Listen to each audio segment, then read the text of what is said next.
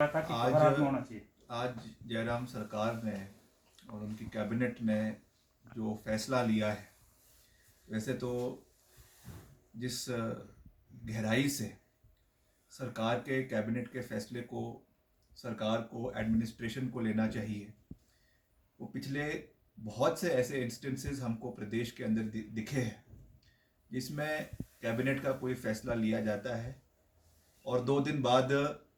सरकार द्वारा ही उस फैसले को जो है वो उलट दिया जाता है। आज फिर से प्रदेश सरकार ने विधानसभा का जो शीतकालीन सत्र होना था उसके ऊपर, इसमें काफ़ी समय से असमंजस की स्थिति प्रदेश के अंदर बनी हुई थी, उसमें फैसला लिया है। एक और तो जहाँ पे कांग्रेस पार्टी के विधायक दल के नेता श्री मुकेश अग्निहोत्री जी और पूर्व मुख्यमंत्री और वरिष्ठ कांग्रेस पार्टी के नेता श्री वीरभद्र सिंह जी ने मुख्यमंत्री जी से ये निवेदन किया था और सभी विधायक दल के नेताओं ने, विधायक दल के सदस्यों ने ये निवेदन किया था कि इस कोरोना संक्रमण के तहत और ख़ास रूप से पिछले करीबन 10-15 दिन से जिस तरीके से एक स्पाइक प्रदेश के अंदर कोविड केसेस का होने लगा है, और चिंता का विषय यह है कि शहर के साथ साथ जो ग्रामीण क्षेत्र है या जो 2 टायर सिटीज़ है प्रदेश की, जो तहसील लेवल के शहर है, जैसे आपका रामपुर है, रोडू है और छोटे शहर हैं, वहाँ पे जिस तरीके से ये केसेस फैलने शुरू हो गए हैं, उसके मद्देनज़र जिला कांगड़ा के मुख्यालय धर्मशाला में ये सत्र करने के बजाय इसको शिमला के अंदर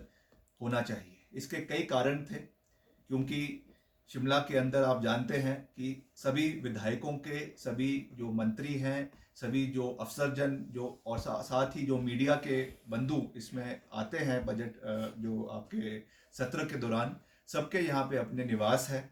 और उस परिस्थिति में ये सरकार के लिए भी, सभी सदस्यों के लिए भी ये कन्वीनियंट होना था कि शिमला के अंदर ये सत्र जो है वो सरकार द्वारा ऑर्गेनाइज किया जाए। इसके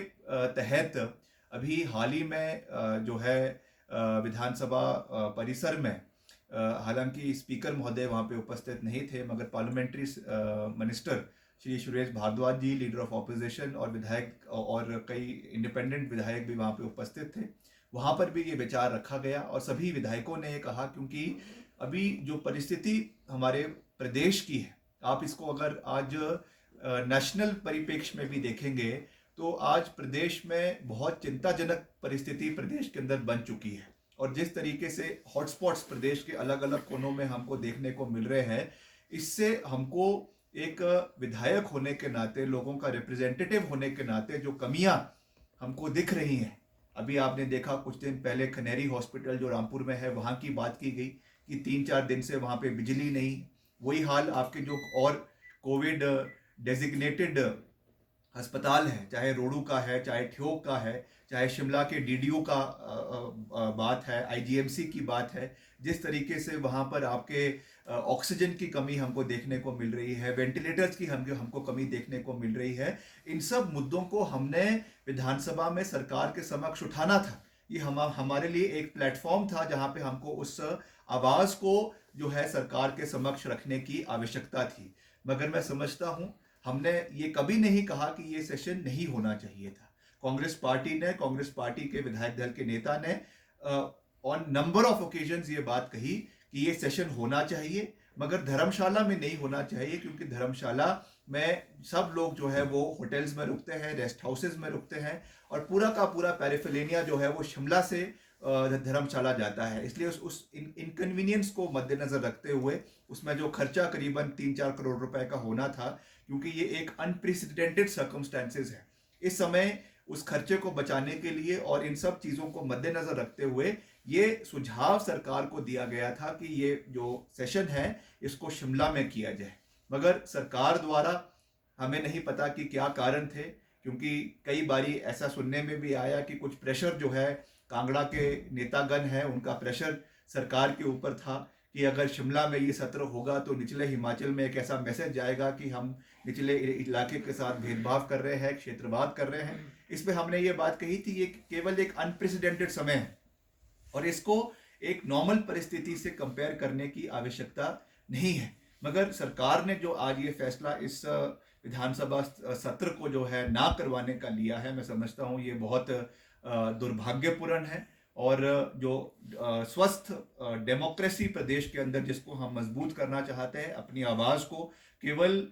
विपक्ष के विधायक ही नहीं मगर सत्ता पक्ष के विधायक भी अपने अपने निर्वाचन क्षेत्र के, अपने अपने जिलों की जो कमियां इस समय हमको देखने को मिल रही हैं, उसको सरकार के समक्ष रखने का जो एक प्रयास हम करते रहते हैं, उसके ऊपर ये एक बहुत बड़ी चोट है। और आज आपने देखा होगा इंडिया टुडे का सर्वे आया है, उसमें हिमाचल प्रदेश जो है 19वें पायदान पर आज हिमाचल प्रदेश आया है। ओवरऑल अगर हम हिमाचल प्रदेश की परफॉर्मेंस देखें, हमने वो समय भी देखा है जब हिमाचल प्रदेश ओवरऑल बड़े राज्यों की तुलना में नंबर 1 या नंबर 2 पे गिना जाता था। आज वही हिमाचल प्रदेश 19वें रैंक पर करीबन 20 स्टेटों में आ चुका है। ये हमारे लिए एक शर्म की बात है। और किस तरीके से जो मिस एडमिनिस्ट्रेशन आज प्रदेश के अंदर हो रही है, किस तरीके से आज चाहे वो शिक्षा की प्रणाली है, चाहे वो स्वास्थ्य की प्रणाली है, चाहे वो और आपके इंफ्रास्ट्रक्चर के प्रोजेक्ट्स प्रदेश के अंदर है, एयरपोर्ट है, एम्प्लॉयमेंट है, आज वो सब चीज़ें जो हमको जो है डेवलपमेंट के नज़रिए से ऊपर लेके जाती थी, आज उन सब चीज़ों पे एक बहुत बड़ा प्रश्न चिन्ह पैदा हो चुका है। तो निश्चित तौर से मैं आज यही कह सकता हूँ कि हम हर बारी जो ये बात कहते हैं कि ये सरकार केवल एक दिन एक नोटिफिकेशन निकालती है, अगले दिन उस नोटिफिकेशन को वापस ले लेती है। जो पिछली कैबिनेट की मीटिंग हुई उसमें सुरेश भारद्वाज जी जब मीडिया को ब्रीफ कर रहे थे, उन्होंने कहा कि जो आपका सरकारी स्टाफ है वो जो है 50% की रेशो पे जो है वो गवर्नमेंट ऑफिसेज में जाएंगे। और उसके 2 दिन बाद एक नई नोटिफिकेशन आ जाती है चीफ सेक्रेटरी द्वारा कि 100% जो है वो स्टाफ का प्रोविजन जो है वो सरकारी दफ्तरों में और जगहों में रहेगा। तो निश्चित तौर से ये एक बहुत चिंता का विषय है। और एक और जो बहुत महत्वपूर्ण विषय, मैं काफ़ी समय से, वैसे तो हम विधानसभा में हम इस चीज़ को रखना चाहते थे, मगर क्योंकि अभी विधानसभा का सत्र नहीं है तो आप लोगों से ये चीज़ जो है मैं साझा कर रहा हूँ। अभी जो हमारा आईजीएमसी है, आईजीएमसी में बहुत से ऐसे हमारे डॉक्टर्स हैं, चाहे वो मेडिसिन के हैं, चाहे वो ऑर्थोपेडिक्स के हैं, चाहे वो गायनोकोलॉजी के हैं, चाहे वो आपके और डिपार्टमेंट्स के हैं, जिनकी एचओडी लेवल के जो ट्रांसफ़र है वो एम्स में बिलासपुर में होनी शुरू हो गई है। अभी वहाँ पे ना इमारत है, ना वहाँ पे कोई फैकल्टी है, मगर यहाँ से डॉक्टर्स को जो है वहाँ पर ट्रांसफ़र करना शुरू कर दिया गया है। और करीबन 3 से 4 एचओडीज आपके